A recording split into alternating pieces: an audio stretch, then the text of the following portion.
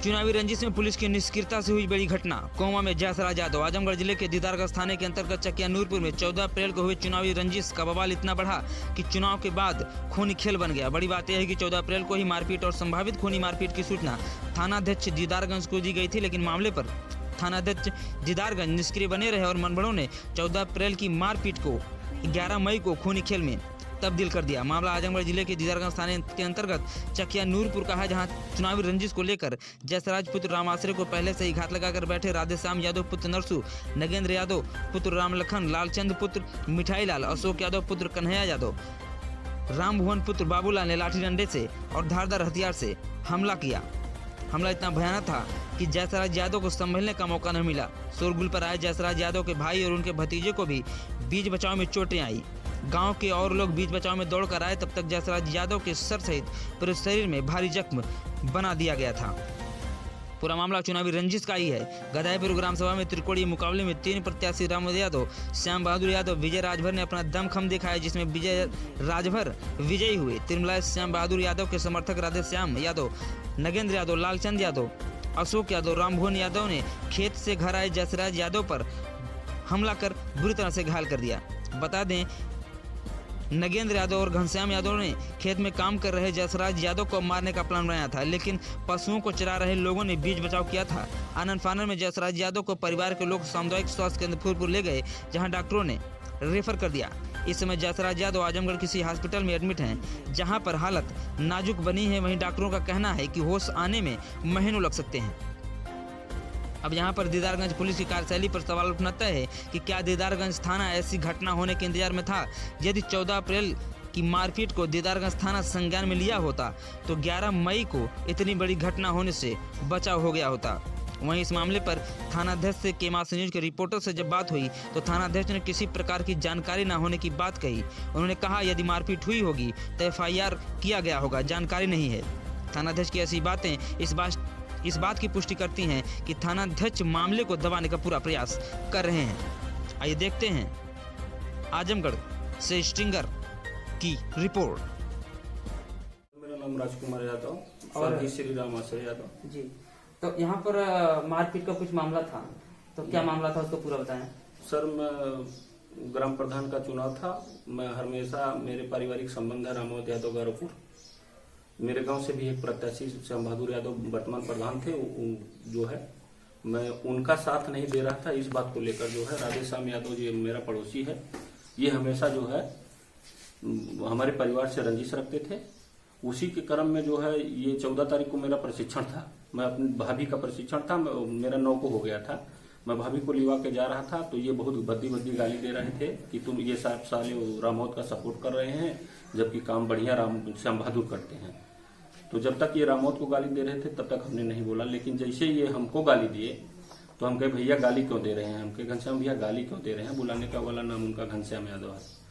तो कहा साले तुमको गाली देंगे, तुमको काट डालेंगे तुम बोलोगे तो हम कहे कि अरे ऐसा क्या हम कर दिए हैं तुम काट दोगे?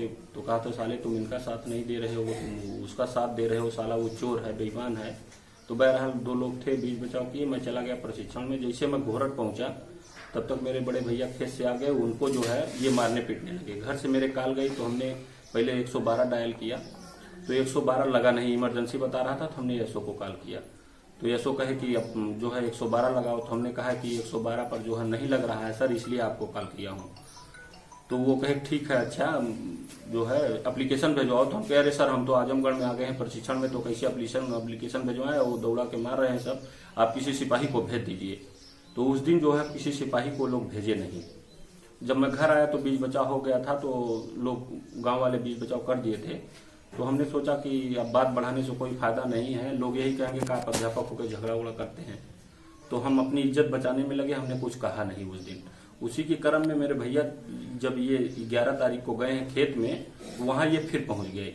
घनश्याम यादव पुत्र नरसू यादव और नागेंद्र यादव पुत्र रामलखन यादव वहां भैया को भद्दी गाली देने लगे। तो आवाज सुनकर जो खेत में काम कर रहे थे वो लोग जो है पहुंचे, वहां बीच बचाव किए। मेरे घर से फोन गया तो मैं विद्यालय में गया था, बच्चों का MDM का और वो कन्वर्जन कास्ट का वो लिस्ट बनानी थी, एडवाइस देनी थी बैंक पे। मैं काम करने गया था, लेकिन मेरे घर से जैसे ही फोन गया कि वो भैया को वहाँ जाके मारने पीटने वाले हैं, लाठी डंडा लेके सब गए हैं। तो मैं भी वहां से चला तो लोग बीच बचाव कर दिए थे। तो ये लोग पहले बना के, ये गोलबंद किस्म का आदमी है घनश्याम यादव, हमेशा जो है सबको गोलबंदी में हमेशा करके रखता है। राधेश्याम नाम है उसका, ओरिजिनल नाम राधेश्याम यादव है लेकिन घनश्याम बुलाते हैं।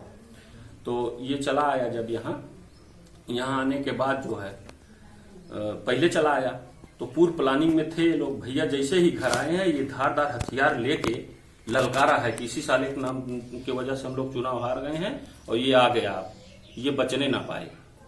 और उसके बाद ये राधेश्याम यादव पुत्र नरसू यादव, नगेंद्र यादव पुत्र राम लखन यादव, लालचंद यादव पुत्र मिठाई लाल यादव और राम भुवन पुत्र बाबूलाल यादव, अशोक यादव पुत्र कन्हैया लाल यादव, ये पांचों लोग भैया को मेरे उसी धारदार हथियार और लाठी डंडे से इतना प्रहार किए कि मेरे भैया एकदम कोमा में चले गए हैं। हमने उनको उठा के लेके गया वहां यहाँ से, तो बीच में दरोगा की गाड़ी मिली। त्रिपाठी जी देखे, कहे पहले जान बचाइए इनकी, उसके बाद जो होगा देखा जाएगा। तो हम यहाँ से लेके गए ताहिर हॉस्पिटल, वो लोग दवा ववा दे के फिर रेफर कर दिए यहाँ से, कहे यहाँ हमारे बस की बात नहीं, आप यहाँ से ले जाइए। फिर हम यहाँ से वहां से दानिश के यहाँ ले गए। दानिश जैसे देखे हैं, पूछे हैं, कंडीशन देखे, कहे मेरे बस की बात नहीं, मेरे पास वेंटिलेटर खाली नहीं है। वो कहे कि डॉक्टर और 2-4 ठो हैं, आप उनके यहाँ लेके चले जाइए। तो हम पूछे किसके यहाँ लेके जाए, तो वो कहा कि आप पुष्कर सिंह के यहाँ लेके जाइए।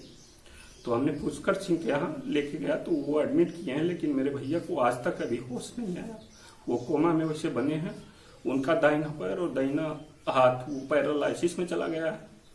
तो अभी जो है रिसेंटली थाने से बात हुई, थाने पे बात हुई, थाने पर गया तो यशो साहब कह रहे हैं हम तुम्हारे साथ न्याय करेंगे, लेकिन हम न्याय में क्या करेंगे, अभी तो हम वो 3-4 लोग वही थाने पर साथ बैठाए हैं उन अच्छा, बात ये भी सुनने में आया कि आपके पक्ष से भी कुछ बच्चे को, जो किसी बच्चे को बिठाया गया था। हाँ, जब मेरा बच्चा लेके गया एप्लीकेशन, मेरा एक भतीजा था, हमने फूलपुर में ही एप्लीकेशन पर सिग्नेचर करके दे दिया कि ये यशो साहब को दे देना। जब वो लेके गया तो मेरे बहनोई भी साथ में थे 2 ठो, जबकि वो मेरे एक बहनोई गार्ड है, एक बहनोई मेरे सीआरपीएफ में है।